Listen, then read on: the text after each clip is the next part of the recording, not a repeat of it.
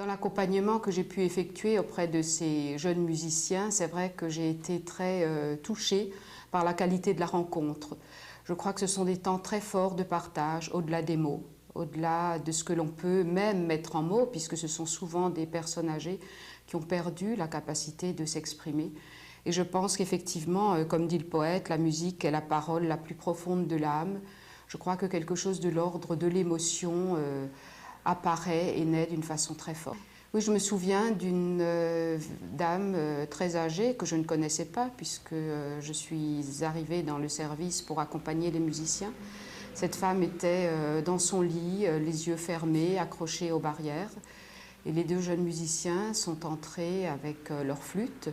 Le dialogue des instruments a contenu cette personne. Elle a été prise dans ce dialogue musical. Et progressivement, cette femme a lâché l'agrippement aux barrières. Elle s'est détendue et je pense qu'elle a été prise dans cette relation duel comme un peu une bulle de paix, de sécurité. Et j'ai trouvé ça vraiment très émouvant parce que ce que les soins peut-être n'arrivent pas à faire, la musique, mais j'ai envie de dire à notre insu, a réussi ce transport et cette évasion. Alors peut-être qu'à ce propos, je vous lirai un texte que je trouve très beau de Tolstoï. Alors Tolstoï nous dit « La musique m'oblige à m'oublier, à oublier ma vraie condition. Elle me transporte dans un état qui n'est pas le mien.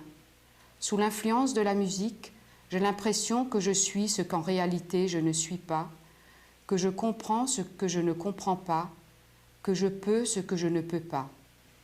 J'explique cela en disant que la musique est comme le bâillement, comme le rire. Je n'ai pas sommeil, mais je bâille en voyant quelqu'un bâiller.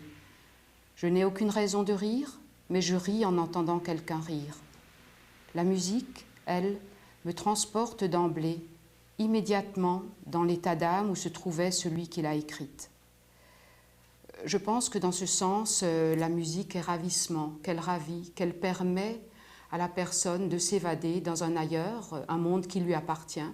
C'est peut-être aussi une porte ouverte pour ce monde intérieur qui est le sien et où parfois elle n'a plus accès parce que justement les barrières se sont érigées.